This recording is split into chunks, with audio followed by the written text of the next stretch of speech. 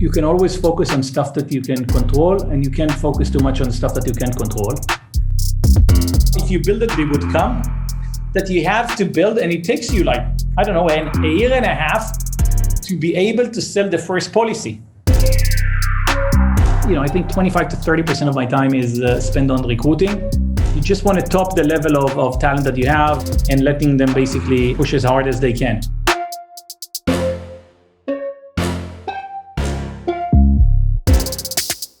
Before Assaf moved to Silicon Valley, he expected it to look like a metropolis of the future.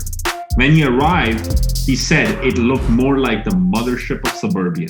A fascinating man with a great sense of humor, we discussed how he launched his company, Hippo Insurance, building it from nothing to what it's valued at today. $5 billion with $405 million in premiums in 2020 alone. With that, let's jump in. So Assaf, welcome to Wine the Valley, man. I have been excited about this podcast. Bring it, man. Let's have a fun discussion. Otherwise, it's not worth it. Yeah, absolutely. So Assaf, I love that you picked a segment which is not necessarily sexy, the homeowner insurance, and you're all about disrupting it. And I want to unpack a lot about how, during the California fire, you actually gave your cell phone number and you sent trucks to people's home to help them evacuate. So there's a lot of things I want to unpack there. But before that, I want to go back, in your childhood and how you were brought up. I believe you were born and brought up in Israel. So I would love if you can share, your early days. Sure. Let me stop first. I'm shocked that you said it in an unsexy area about home insurance. It's the sexiest area in the market. I don't know what you're talking about. All right. I love it. That's how you should be feeling. I was born and raised in Israel. My dad was in insurance, grew up in a, I would say, middle-class kind of family in a suburb of Tel Aviv. Age 18, like every Israeli, went to the military. Went to the Air Force, was in flight academy, didn't graduate, then joined the Special Forces, went to officers course, grew up the ranks to be a captain and a second squadron commander in the Special Air Force Service of the Air Force. What were some of the things which has stuck to you even today from those days? There's several things. So the first one is, and it's more like the Special Forces, it's the realization in the power of individual and the power of a small team. There's a certain point that you realize the amount of impact that a well-trained, concentrated team can actually do. And it's the epic kind of thing of entrepreneurial kind of mindset. When you think about it, when you raise money, everybody says, how can you compete with fill in the blanks? Or Microsoft and Google are going to do it as well. Or, there's always, every entrepreneur ever is standing in front of that stuff. But then you realize that focused people that are high caliber, that are concentrated on one kind of effort, can do bring disproportionate amount of value. And I think the military really, really teach you that. By the way, this is one good thing in McKinsey. You do learn that smart people can learn every domain in a very, very fast time span. Because you start doing a project or banking, and then insurance, and then media, and then pharma, and you didn't know crap about anything. But in a span of 2 months, you become relatively expert in that stuff. So you realize that, smart people can learn a lot of stuff fast. And if you're focused and if you're concentrated, you can actually get disproportionate amount of things done. And I think this is something that very much is still with me from the military. Second thing is entrepreneurial spirit. But it's more than that. It's getting things done with limited resources in limited time, which is in my mind what entrepreneurship is. And this is how the military lives. You can't plan everything. Every once in a while something pops, and now you need to figure it out and just close and extinguish this fire or do something about that. And then several other of my credos in life. So I would say several things that also are still with me. You can always focus on stuff that you can control, and you can't focus too much on stuff that you can't control. when you're planning, it's like there's a tendency, and what is this, and what is this, and what is that? And like, I don't know, I can't control that. Like, we're going public. I don't know if the market's going to be frothy or not frothy. I can't control that. Yeah. I can only control on the company delivering what we promised to the street that we're going to deliver. Yeah. Where the market is going to be, it's out of my hand. But it brings you a very succinct focus on what you can control and what you can't control. Second thing is I live my life with a very simple thing. I think it's you say what you do what you say. And this is probably one of the biggest mottos of my unit. Yeah. It's like, I think life is very simple and everything would have worked way better with your, especially in a company. If you said, listen, I'm going to do this and this, and now you're going to go and do it. And if you don't, raise a flag and say, listen, I have a problem doing it because of 1, 2, 3. But so many times people are playing with politics or are ashamed or don't want to tell you. Yeah. And that's, I think it's very simple. Yeah. Yeah. And we have something very similar. So I tell my team that if you can say what you think, and if you can do what you say, you will keep your life simple and you'll keep your stress levels low, And that has been like eye-opening, for me to kind of build culture in the company. We live by that. Yeah. So we live by that. I think it's very simple. Second thing, so the unit's motto was who dares wins. And I think that's the essence of entrepreneurship as well. It's about taking the right risk and calculated risk, but embracing it. And if something was wrong, then we'll analyze and improve and get better with that. So I think I talk a lot of like mindset and a lot of like persistence, and accountability, which is important because the level of accountability that you have in the military is disproportionate to anything that you have in the civilian life. Yeah. That these would be the main points. And what brought you to Silicon Valley? My wife, Okay. in short. So I live with a very smart, ambitious, of course, a lot more beautiful than me, but also super capable person and a professional. So she went to school in MIT and we were debating where we want to live and and I was an entrepreneur at that point of time. And I said, it's probably going to be New York or California. And we thought to be entrepreneur in New York is not the best kind of place. And she got a job in Google at that point of time, and we utilized that to move to Silicon Valley. And when was this? 2011. Okay. And what was like your first impression of Silicon Valley, and has it changed? So I've been to Silicon Valley before because I used to work in Intel Capital. So it's not that I went, off the plane and like, whoa, look at that, that's crazy. I think there's several things which I find it's slightly more in hindsight, so I can't really give it the right weight for that point of time. But I think it's always very different than what you would have expected. You would have expected Silicon Valley to be like a metropolis of the future.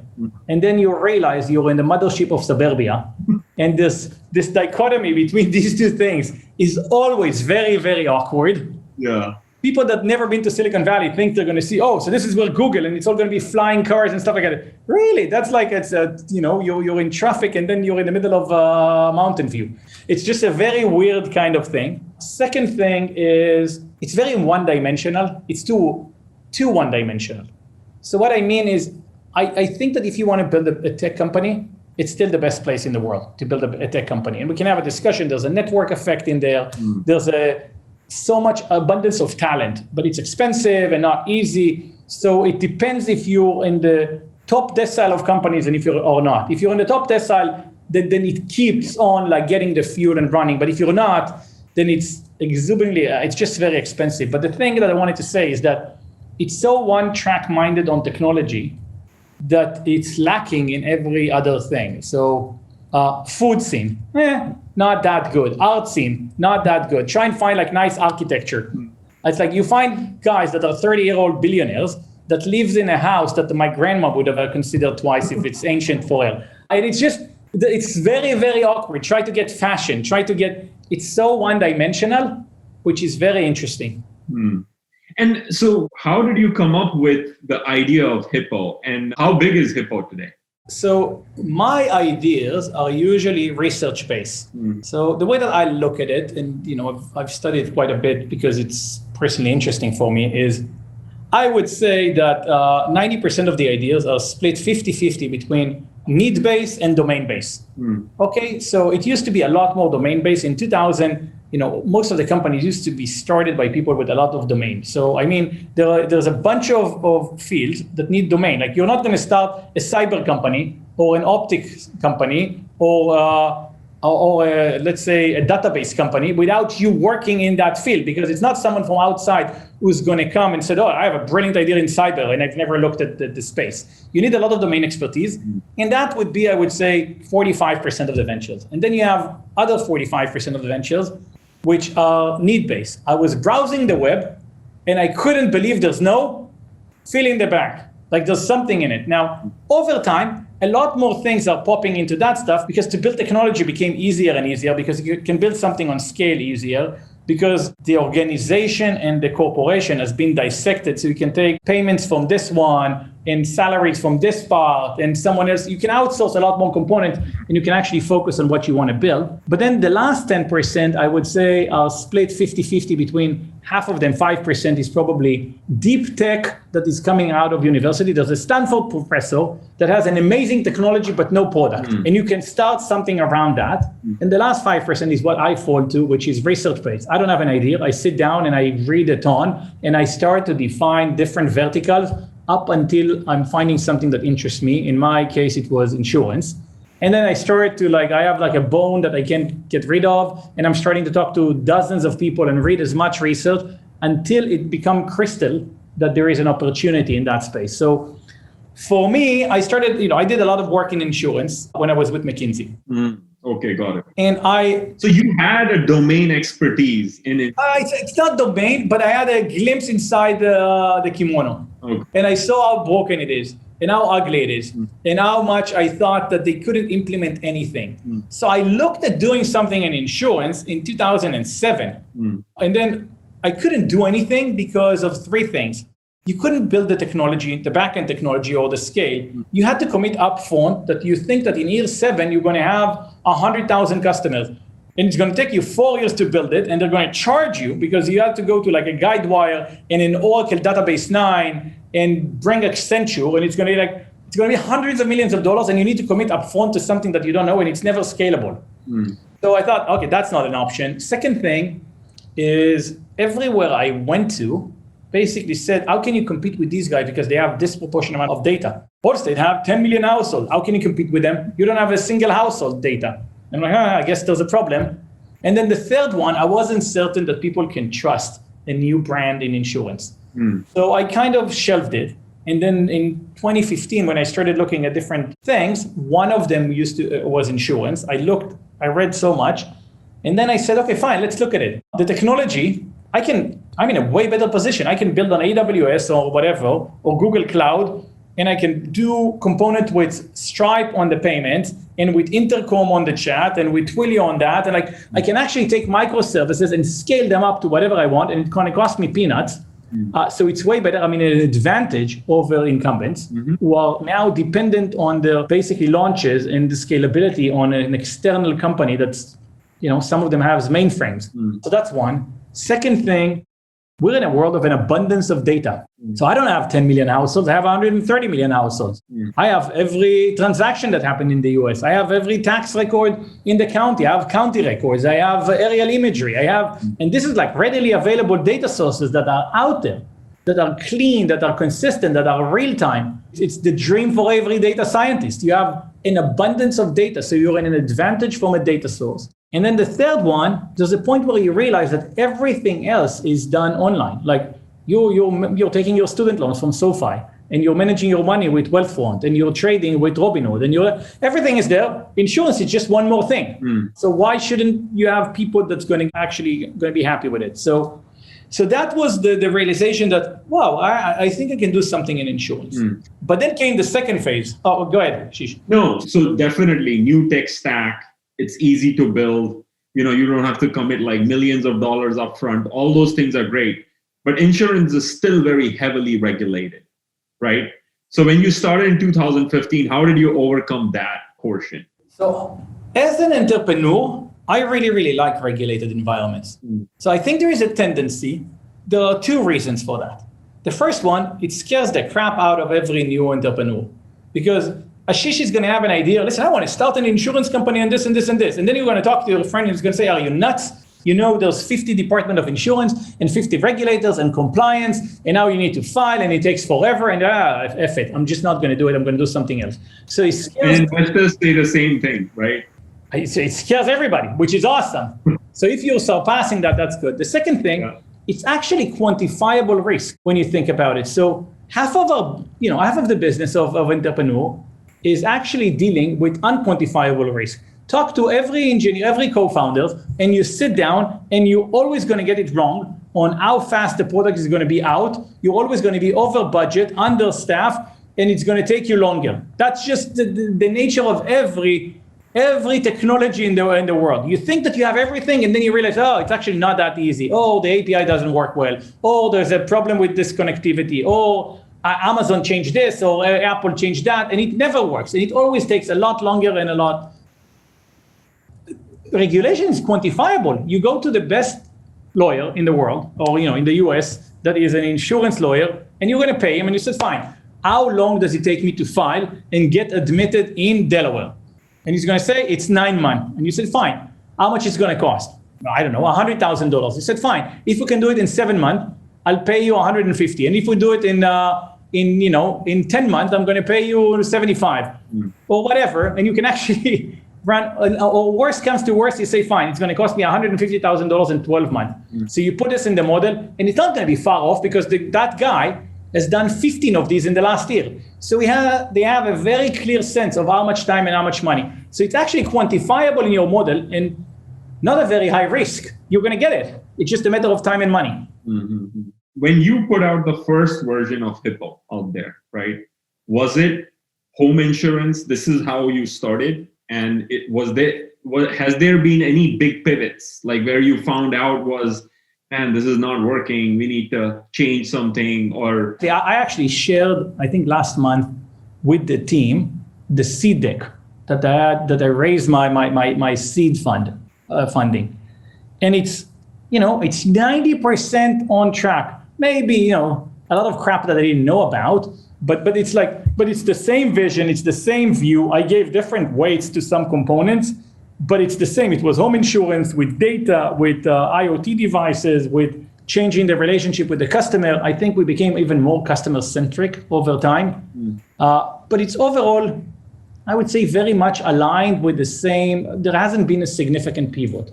Now, second thing is, insurance is one of these bizarre industries that there is no such thing as an MVP. Because you need to file and get admitted, otherwise I can't offer you anything. I need to find an insurance company that allow me to sell. Yeah. If I sold one policy, I probably need to have a call center that if you have a problem, you can call. I have to have a claim organization, because it might be that you bought a policy and the following day you have a water leak. Someone needs to take care of it. So it cannot be just so. You kind of need to build. It's more of if you build it, they would come kind of business that you have to build. And it takes you a year and a half to be able to sell the first policy. So you need investors that have enough of an understanding of that, and not looking for, it's not up and to the right. You're not launching an insurance company and everybody pouring in because they just couldn't wait to move to that stuff. So it takes a while, but there's a certain point where, there's just a lot of increments. The first time that you're seeing random people buying the policy, I'm like, whoa, what was that? Why would you buy from us and not from anybody else? That's an awkward one. And it's just, but there's a certain point where you start seeing that the traction is getting there, and you meet random people and they say, oh, you're from Hippo, we actually have a policy. I'm like, whoa, that's crazy. So I want to unpack that portion. How did you get your first 100 customers, right? When you say that they could have gone somewhere else, why did they come to Hippo? The first 100 people came because I sold them actively. I called every person that I know and knocked on every door. We did a competition on the first 100 customers, on who's bringing them, and I probably bought 90 out of the first 100. But there's an interesting thing in insurance, which is very different than any other business that I've seen.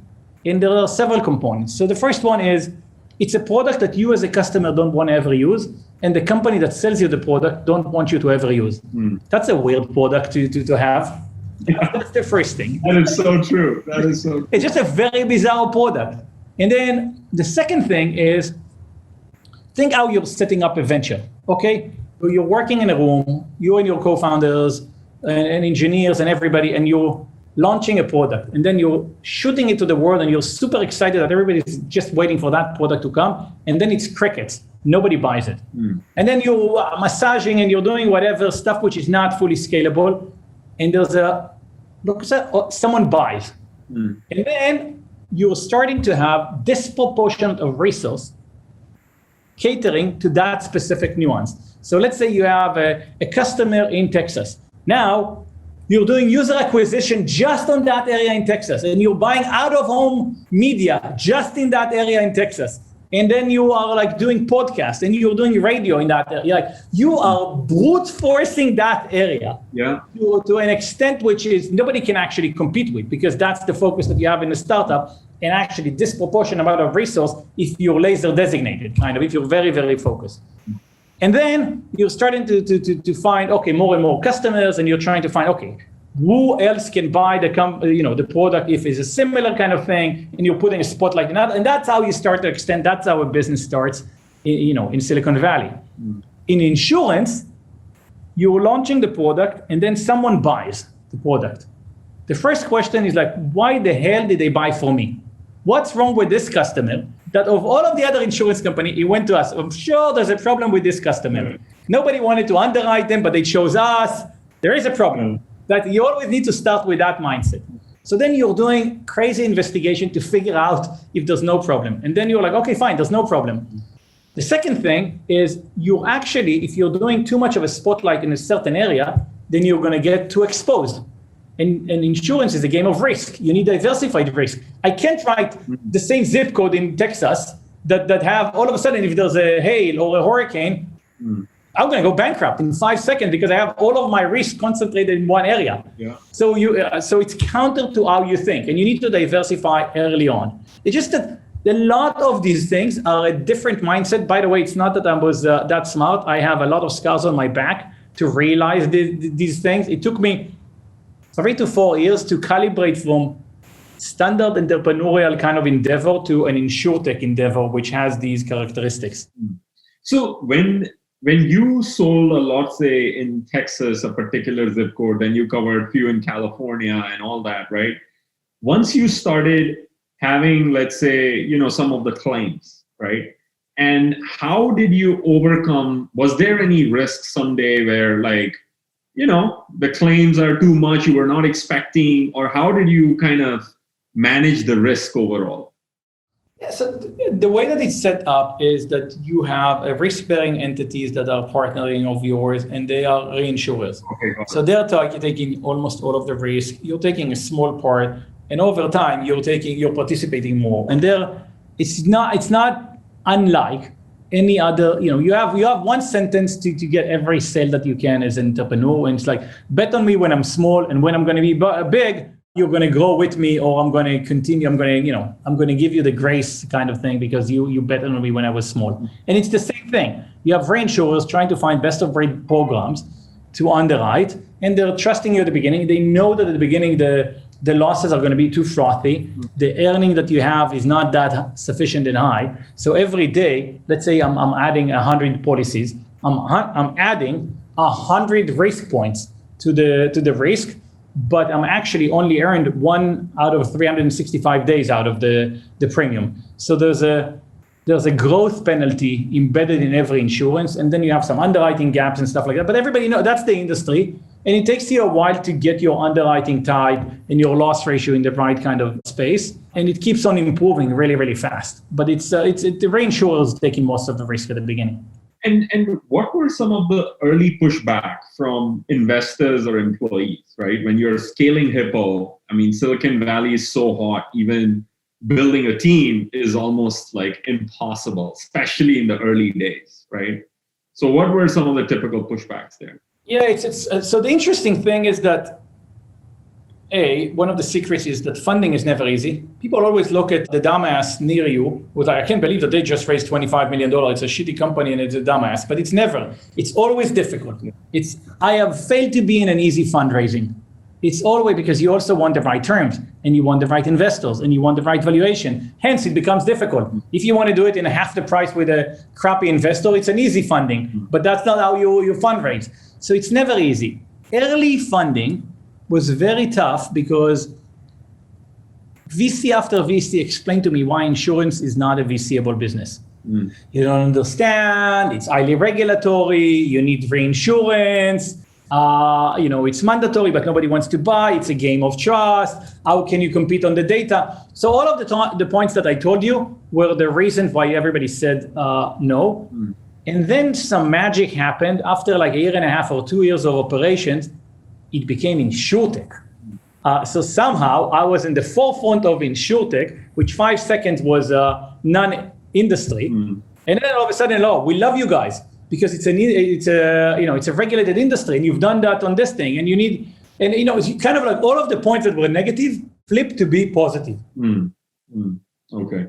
And if you have to break down, let's say, into different chapters, like your journey over the past, almost 6 years now, if you have to break it down across, different, maybe how you've grown Hippo over the years, or, your leadership style, or even like team composition, what would be like those big chapters? Companies evolve in a very, very fast pace, especially when they're growing nicely.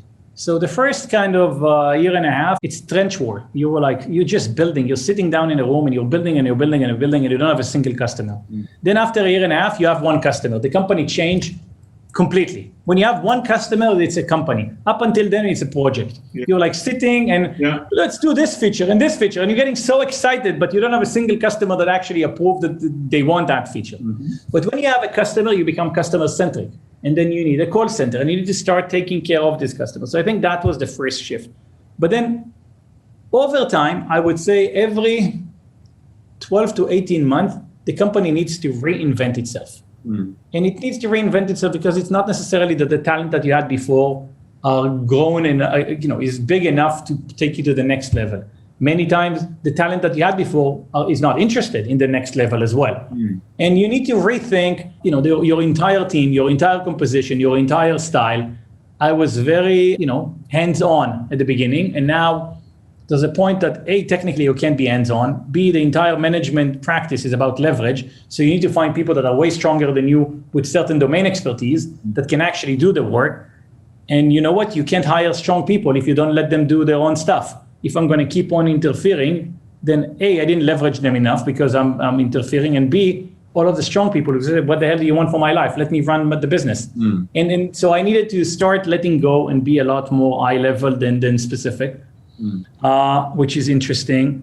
Then there are other challenges that happen. At the beginning, you can't pay a lot, so you're giving some equity, which is worthless, and you're giving titles. So you have people that are maybe engineering managers, but you're giving them to be VP of engineering because they were the only engineers that bet on you. And then over time, the company grows and you can pay more and you attract other level of talent. So your new director of engineering is actually significantly more senior than your VP of engineering, who doesn't know how to manage, who doesn't want to manage a single person, but all of a sudden they have 15 engineers. So what do they do with that? And you constantly need to calibrate titles, roles, talent, comp, how the company is arranged and structured. And it's something that's been going over and over. The one consistent thing is that I think 25 to 30% of my time is spent on recruiting, and it still is. You just want to top the level of talent that you have. And, if we briefly talked before about the no rules rules, it's about talent density and bringing the strongest people and letting them basically push as hard as they can. Yeah. And over the years, how have you made sure that you have pushed for a certain culture? Like, even building a certain culture is so hard, especially when you're growing so fast. 2 insights that I have. One is you infuse, hiring is what builds the culture. Because if you find the right people with the right DNA, they are the force multiplier of having the same culture going over. If you don't hire the right people, then the culture is going to be very disparate. I think that's the first thing. The second thing is culture is an organic thing, and you need to embrace the real components of the culture. People have especially from outside of Silicon Valley, you can go to a company, an insurance company, and they're going to show you this is the cool zone because we threw some bean bags on the floor and we have an erasable board. I'm like, that doesn't make anything. That's the fact that you put the technical components doesn't make it a culture. Yeah. So you need to find the unique aspect of your culture. I'll give you two examples for us. So our chief design officer is a lovely Argentinian called Sergio. And he came early on and said, listen, do you mind if I'm going to do an asado one Friday? I'm like, do I mind? Like, do you mind? And so we started doing an asado on Friday, and all of a sudden it became every Friday. We have a crazy asado up to a point that in downtown Palo Alto, we have commercially great smoker, barbecue. It's a crazy, like I have like a full barbecue kind of outlet in the back because every Friday we used to do these barbecues, and it became like a key component of the company. And I'm losing my chief designer he was basically doing 80% job as a designer and 20% as my chef, my barbecue person and pit master. But it just organically grew. But in everybody, it's just part of, it just is, and we're embracing it. Second thing is, we're not a young company. What I mean, we're based in Palo Alto. There was a point where we realized that probably the average age of our people is 41. Most of us have kids. And we said, instead of us fighting for the recent Stanford grad, let's just embrace it. So we work 9 to 6, and we put family first. And we said that if your kids have a recital, then you're obligated to go to the recital. Don't prioritize for the company. But on the flip side, we treat you like a mature adult. So if you said that you're going to do something, you do it. I don't want to monitor you. I don't want to manage anybody. So we started embracing that component in the culture. That I guess that's what we are. We're a slightly older company in the population that we have, and it's fine. And we like people that are more seasoned and more experienced. And family comes first, and it's fine. Not every company. There's a lot of ways to skin a cat, and not one kind of formula to win. How has pandemic influenced, the course of Hippo in terms of scaling, right? Like I guess, over the past 12 months, did you venture outside Palo Alto, scale, or you're still very locally, hiring most of the time locally? So we have two main offices. We have Palo Alto and we have Austin. But whenever we're talking now, I basically have 500 offices now because we have 500 people, and that I have no idea where most of them are. Hopefully they're close to Palo Alto and Austin. Most likely they're not. So we need to figure it out. There's a lot of questions that we didn't answer yet. Are we going to open to remote, not remote, semi-remote, several days in the week? And I don't know. There's a lot of questions marks that, that's a 5-hour discussion on that. But overall, the company was doing very well in the pandemic. We were actually set up we're a technology company. For us to work remotely was not that big of a deal, as opposed to an entire industry that was not set up for it, which is the insurance industry that has mainframe and everything and desktops and stuff like that. So, that wasn't bad for us as a company. What I find personally challenging is that I like in-person things. I'm more of an extrovert. I get my energy from people and being around people. I don't like not seeing my people. There's always this, there is this entire, whenever you listen to interviews with entrepreneurs, it's always like, and half of the people in the company has joined in the last year. That's like a number of high growth in people. And in this case, it's like, half of the people joined in the last year. And you know what? They never stepped a day in the office, and they haven't seen another person from the company. So it becomes even like this and that, a lot more awkward. We're trying to, I think communication is the key to maintain the culture. It's not the same. It's not, we spend a lot of time and effort on finding offices that we like and that are joyful and stuff. We have started doing this Friday event where we would call people, for 2-3 hours, even though they're not working, at least they're seeing each other. And, sure, they're talking about some key things. And that's how we are kind of easing into getting back into office this summer, hopefully. Again, for us, last year, we hired close to 200 people outside the Bay Area. And now it's a one-way street. Once you hire so many people, you can't just have your office just here. So clearly, Hippo is growing so fast. I'm sure team must be working so hard. And when people are not seeing each other, they're only seeing Zoom and they're zooming in and out. How do you manage on one side high growth where people are working very hard and on the other side burnout? I don't know. I haven't found a formula for that. It's hard. It is hard. You just need to talk about it. You need to support your people. You need to tell them to get some time off. Think about it. In the last year, not just pandemic, no pandemic, in hiring, we did kind of 2.5 big funding round. We did our E round, which was $150 million. And then in October, we did another infusion of a convert of $375 million. We finished a SPAC we're partnering with. All of that remotely without seeing a single person or, in person. We acquired 2 companies, including an insurance company. We did negotiate a full reinsurance, all of them without seeing the counter side once. So it's a lot of hard work, but still a lot of progression as well. It's about having an honest discussion with your people and try to tell them, get some time off. My CFO now is in Cabo, and I told him, just don't connect. Just, you earned your rest for several days. Yeah. The good thing is that people that are high achievers and ambitious and stuff like that, they usually embrace it. Like, this is a growth opportunity for all of us, and, both financially and personally.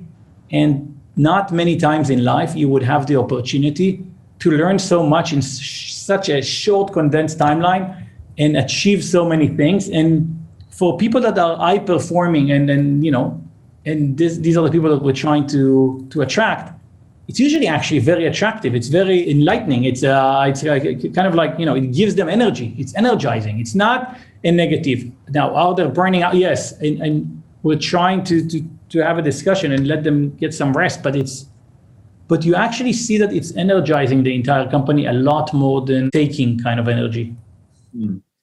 So now I want to go to the early comment I made around how you were giving your personal cell phone to the people who were affected in the California fires. Why did you decide to do that? So it's not just for that. My email is on our website now. I'm probably getting several dozens of emails directly every day. I would say 50% are from random vendors, and then 30% is for people that have something bad, and 20% is people that have something good. But all of them are interesting to me. So, if it's our customers that have a problem with a claim and nobody is addressing them on time, or they're not happy, maybe there's something systematic, or at least I can nudge and call my head of claims to check up on it. And if it's positive, we can learn from it as well. So I think it's an immediate feedback that comes with that, and it's something I believe is very important. Second thing is, insurance is a game of trust. And we can have a long discussion on how do you create trust with people. Yeah. And one of the ways to create trust is to trust your customers as well. So it goes both ways. If I trust you and inherently show that I'm going all in, then I gain more trust from you, and you would trust me. So we thought we can't ask people to trust us if we don't trust them. And this was a very strong case of showing trust in customers. And lastly, it's because of a need. So what we do is we have, for instance, aerial imagery and all kind of mapping. And when we started seeing the fires coming, we actually know about them ahead. We have a system that's connected to all of the fire departments all across the US, and we get notification. And then we're starting basically mapping by zip codes where the fires are going to go, probably 24 to 36 hours before. So we first reach out to all of our customers. We're sending them texts and emails and saying, Ashish, just so you know, you're in this, there is a good chance and likelihood that fire is going to come to your area in the next, 36 hours. And these are the action you should do. You should, start packing this, that, all of that kind of stuff. Clear trees from around the house, water the roof. And with that kind of stuff, we said, you're probably going to be very, very stressed. So Ashish, here is my personal email or my personal number. And if you are under stress and you need something, just call me. We are all 24/7, all ends, just focused on our customers. And you know what happened?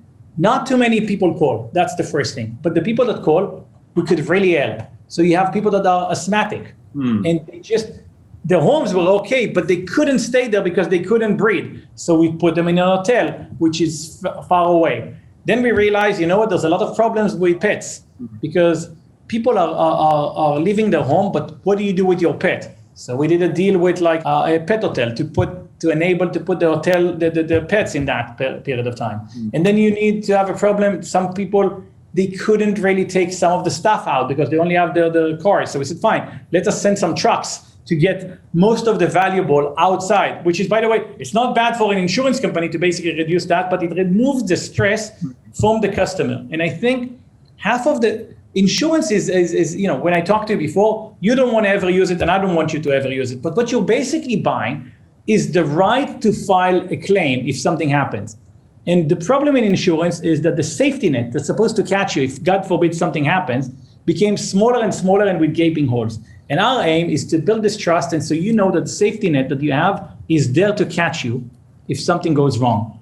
And you know, when we had the crazy frost in Texas recently, and we said, fine, this is our moment to shine. This is why people paid us money. They didn't pay us money on an ongoing basis for something. They paid us for that moment of time. If God forbid something happened, and it happened now, let's take care of them like nobody else is doing. So we bought inventory of plumbers from outside of Texas.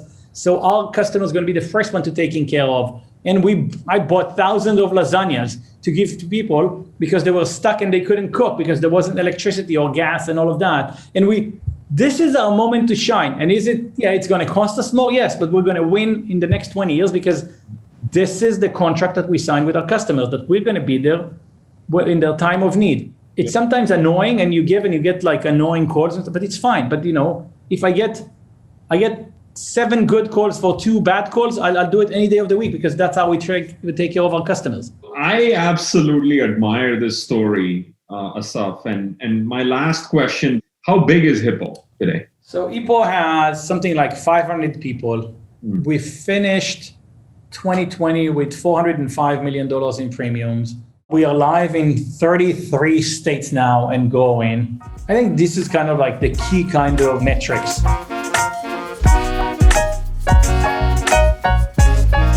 The last part of the podcast, Assaf, is I'll give you 2 options and you have to pick one. There's no right or wrong answer here. Whatever comes to your mind as first, you can pick that. And we call this the sprint. Strategy or speed? Speed. People or process? People. Apple or Google? Apple. Musk or Bezos? Bezos. Obsession or genius? Obsession. And the last one, hard work or talent? Hard work. All right. I think that's all I have, Assaf. Awesome. Yeah, this was great, man. I loved it. I think your story is super inspirational, with especially what you have done when people have been so affected. It's the biggest joy that you can actually help people in their time of need. I wasn't appreciative enough on the impact that it's going to have on me and the importance of the company. I thought it's a great opportunity, business opportunity, but then you're also realizing that you can bring a lot of value and benefits for people in their time of need, and it's awesome. Yeah, no, absolutely. And would love to catch up, Assaf, at some point. Yeah, for sure. Thanks for your time. Good to see you, Ashish. All right. Bye, man. Thanks for tuning in and listening. You can find Why in the Valley wherever you get your podcasts. Available now on Spotify, Apple Podcasts, and more.